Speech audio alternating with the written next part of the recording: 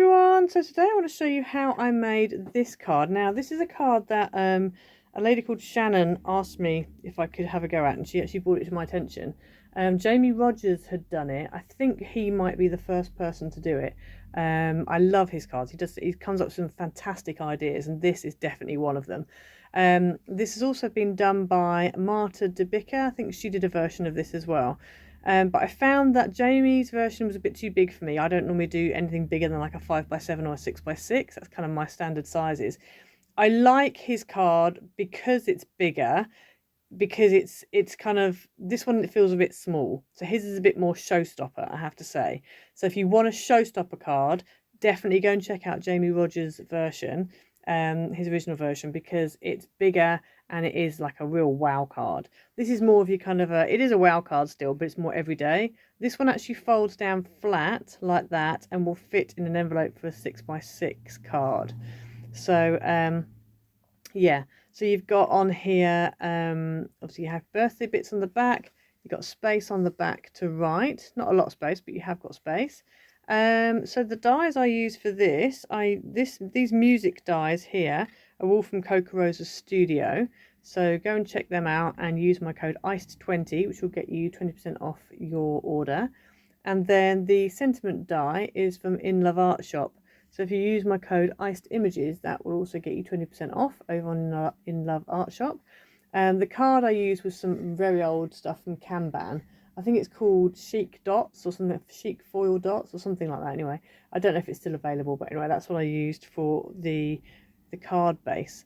But yeah, so that's the card for today. So let's get into it.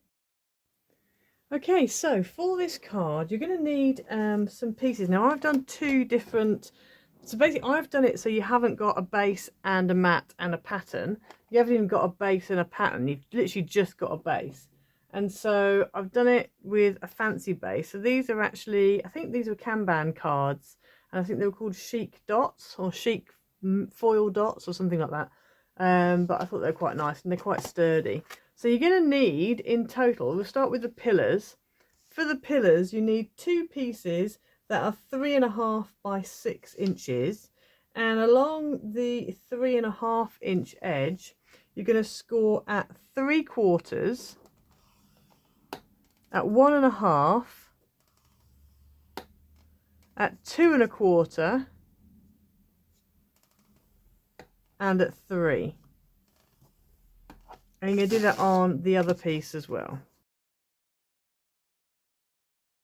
Then you also need 4 pieces that are 1 inch by 6.5.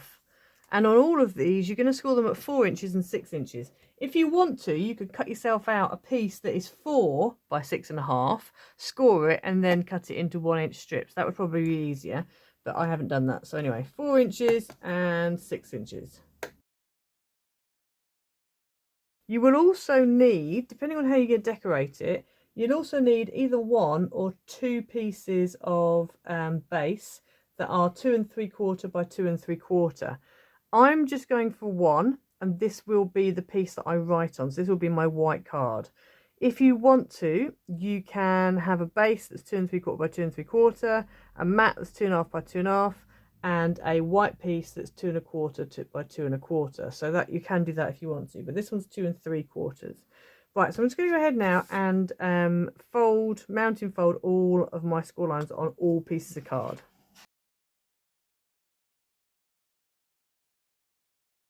Right, so then all of your white pieces look like that. So what we're going to do is we're going to go ahead and stick them together. So on all of your little tabs, you want to put red tape. If you want to use wet glue, you can. I'm going to use red tape just so then it's stuck straight away.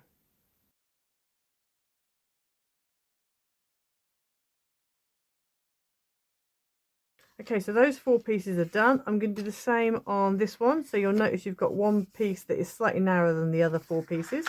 So again, they're the tabs. I'm going to go ahead and put red tape on those as well.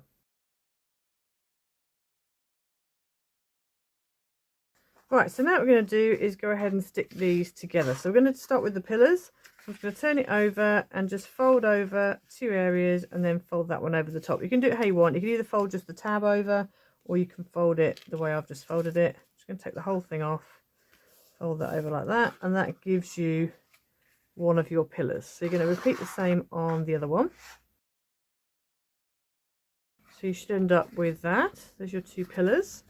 And then on these, what you want to do is take two of them and you're going to stick that one onto there like that. So you've got like a long rectangle, then a short, then a long, then a short, and then your tab.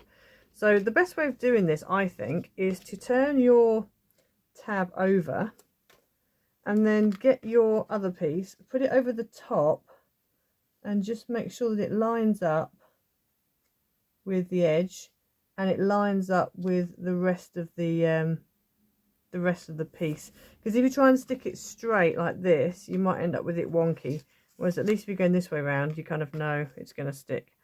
And then we're just going to then peel off the rest of the backing, turn that little tab over like this and then stick that down to the one below. Again, just make sure it's nice and straight, and then that way you end up with this, but you know it's going to fold flat. So just remember which way it is going to fold, because we're going to need that in a minute. And we're going to do the same on these two pieces.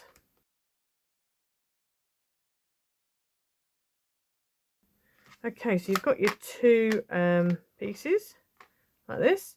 Now what we're going to want to do is, you can either eye it and just kind of stick the pillars wherever you feel it's right, but I would like to make sure they're definitely in the centre. So for that reason, on the inside of the pillar, on my sample I did it on the outside, but obviously I don't want to be able to see it. So on the inside of the pillar, I'm just going to mark at 5/8 and 1 3/8. Okay. So 5/8 is here, 1 3 is here.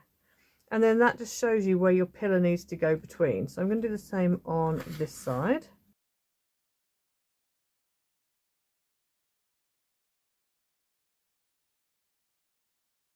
Right, so now it's time to stick our pillars in. Now, I just want to make sure, so this folds like that. This one also folds like that. So I just need to make sure my pillars also fold in the same manner, because one's going to go there and one is going to go here. Okay, so what I want to do is, you can either go ahead and put red tape or wet glue on there, or you can actually put it on the pillar. I think for the purposes of this I am actually going to go wet glue, and I'm going to just put it on the inside of my strut so I can see roughly where it needs to be. So I'm going to take my pillar and I'm going to make sure that it goes in between those two lines, two little dots measurements that I just did. You also need to make sure you're doing it upright like this. That's what it looks like when it's obviously side by side, but you need to make sure it's actually upright on a flat surface, because you want this pillar to be level with the bottom of your strut. So I'm just going to wait for a moment for that to dry and we'll do the other side.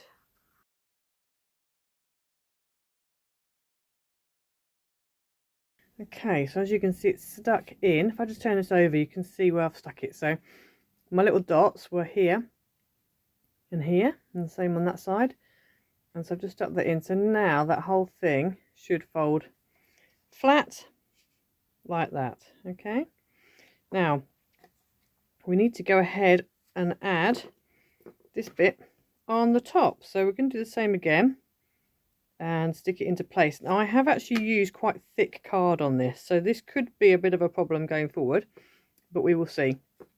So I'm going to do the same again, add glue here and glue here, stick it on, make sure it goes in between those two little marks. You see my little marks there, there's one there, there's two there and two there. So they're going to go in between the two marks like that. So I'm going to go ahead now and just stick that on.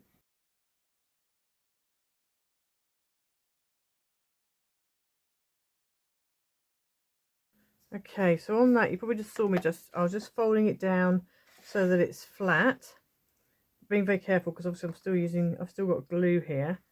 So I just need to make sure that it does actually, it folds down flat, but it doesn't, you know, move as I'm folding it down flat.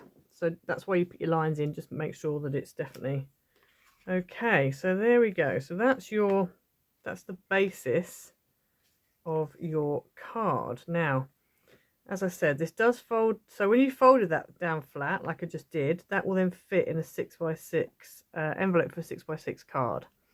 Okay, so if I just fold that over like that, so that's 6 inches wide and 6 inches tall. It does look quite small when you have it stood up, but you know, that's just how it is. Right, so now we can go ahead and decorate. Now the back of my card, this is the back of my card. On the back, I need to go ahead and add this piece. So this is the white piece that I'm going to put my message on. And I'm just going to stamp a greeting on it first. Okay, my happy birthday is not the straightest, but never mind. Right, so what I'm going to do now is on here, and again, you can just eye it and, you know, see roughly where it is. But I don't trust myself, so I'm just going to mark at 3 inches, which is halfway. And then also the same on this side. And then I'm just going to go ahead and stick this on so that those 2 points cross over at the 3-inch part. In fact, what I might do is just turn this over, and I'm just going to make a little bit of a pencil mark where the inside of my pillow is. Okay, so I'm going to go ahead now and stick this down. Okay, so you probably just saw me folding it down flat to stick it down. That's just because I don't want to stick it like this, and then when you fold it down it bows and stuff and doesn't stick properly. So it's always good to stick everything flat. Right, I'm going to turn it over, and on this side you could either put another of those, you know, diamond squares as it were, on the front if you want, but I'm going to use a die that I got from Coca-Cola Studio, and I'm going to put the little birthday, the kind of music die one here like this, and then I've got a happy birthday, and I just thought if I put that, I could either put it there or I could put it, in fact I might put it here but have it on a piece of acetate. So if I have a piece of acetate just here, just a strip running down there, and I can stick it so you can get like different dimensions and then have all the different musical notes on it. So I'm going to go ahead now and start sticking this in place.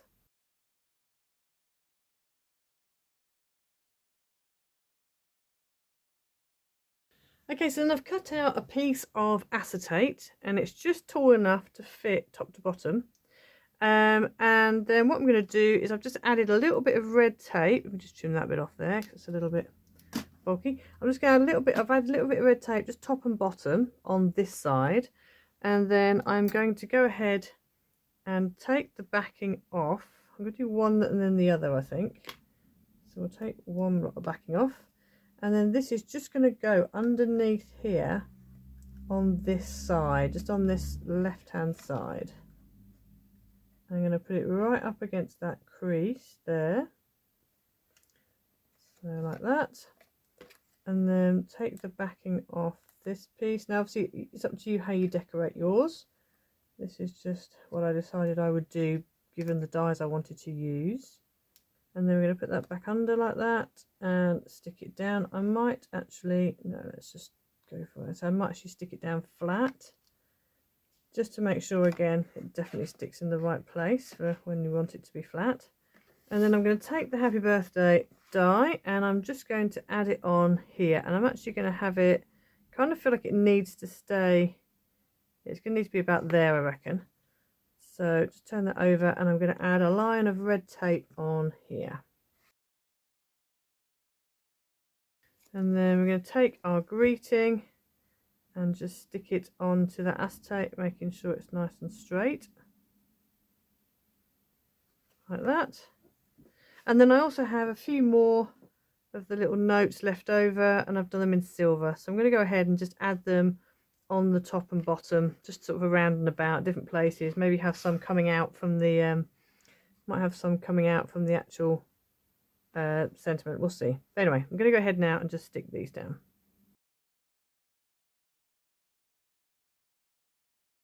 So there you have the finished card. So there you go. So it's nice and it's nice and easy to make. I have to say it's quite easy to make.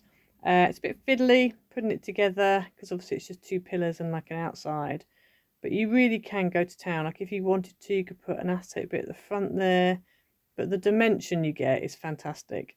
And then obviously you've still got your space on the back to write. It's not the biggest of spaces, but it's enough if you're just, doing a little happy birthday to somebody. So yeah, so that is what I did. So don't forget to check out Coca Rosa Studio, which is where these dies came from. Use my code ICED20, which will get 20% off your order. This sentiment die was from In Love Art Shop, so don't forget to use my code ICEDImages, all in one word. That will also get you 20% off. And yeah, don't forget to like, subscribe, leave a comment down below, hit the notification bell so you never miss a video, and I will see you again next time. Bye!